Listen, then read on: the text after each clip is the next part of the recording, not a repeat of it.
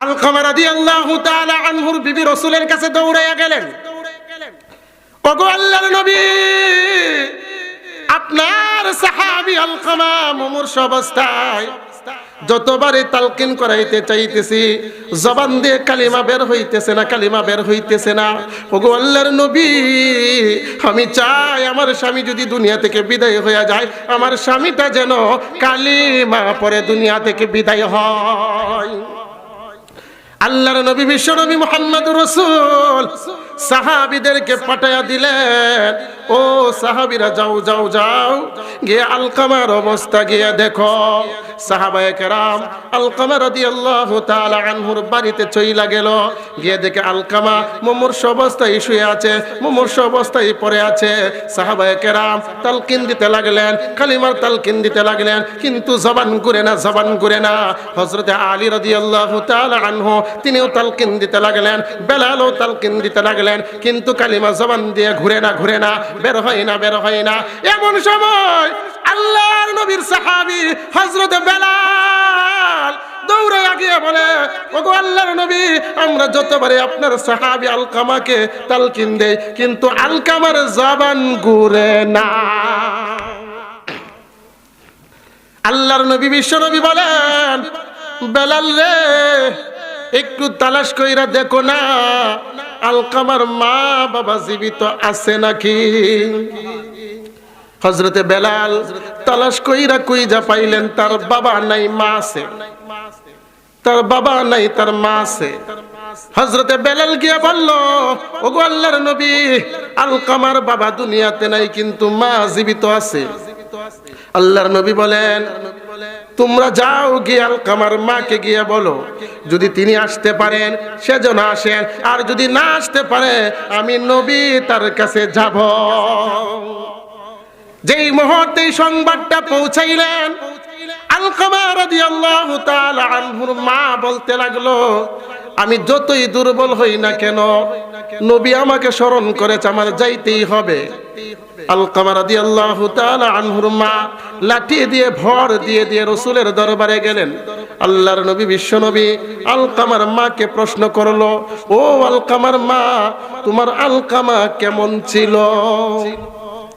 এমন সময় আলকামার মা বলতে লাগলো, নবী গো, আমার সন্তান আলকামা এমন আল্লাহওয়ালা, আমার সন্তান আলকামা এত দানশীল ছিল, 2 হাত ভরে দান করত, পকেটে যা থাকতো সেইগুলাই দিয়ে দিত, তাকায়াও দেখতো না।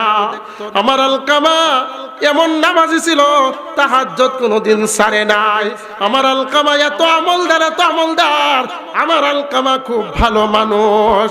আল্লাহর নবী বলেন, ও মা, এটা আমি বিশ্বাস করতে পারতেছি না, আলকামা কেমন এটা তুমি সত্যি করে বলো। আলকামার মা বলতে লাগলো, নবী গো, আমার আলকামা খুব ভালো মানুষ।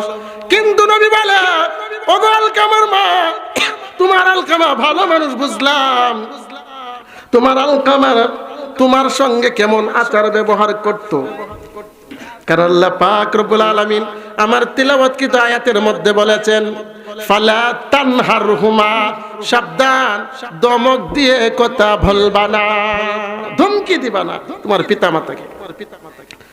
আচার ব্যবহার তোমার ছেলের কেমন? আলকামার মা তখন এই মাথাটা নিচু কইরা দিল।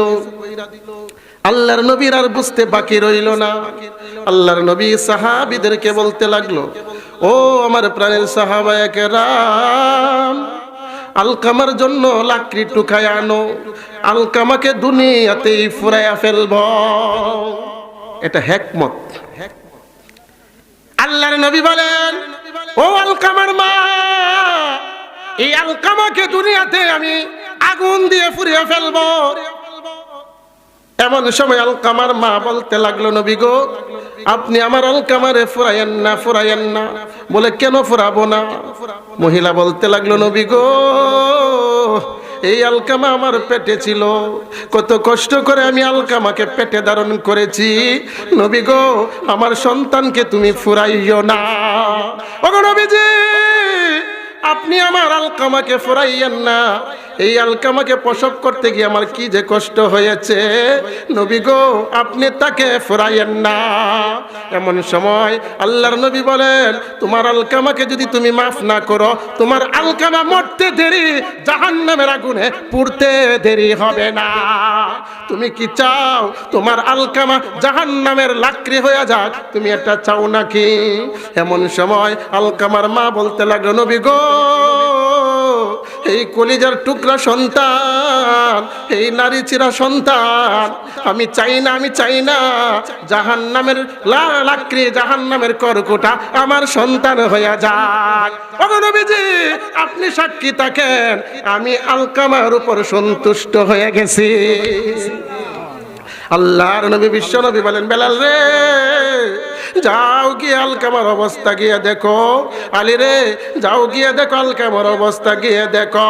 এমন সময় সাহাবায়ে কেরাম দৌড়াইয়া গেলেন, দৌড়ে যাইতে না যাইতে আলকামার ঘরে কোনো প্রবেশ করে নাই, ঘরের বাহির থেকে শুনতে পাইলেন আলকামা উচ্চ সুরে বলতে লাগলেন, লা ইলাহা ইল্লাল্লাহু মুহাম্মাদুর রাসূলুল্লাহ সাল্লাল্লাহু আলাইহি ওয়াসাল্লাম। এই জন্যই নবীজি বলেন, হুমা জান্নাতুকা ওয়া নারুকা, ও আমার উম্মতেরা তোমরা শোনো, তোমার মা তোমার বাবা তোমার জন্য জান্নাত, তোমার মা তোমার বাবা তোমার জন্য জাহান্নাম। অর্থাৎ তোমার মা তোমার বাবা যদি সন্তুষ্ট থাকে রে সন্তান, তাহলে তুমি জান্নাত পাইবা।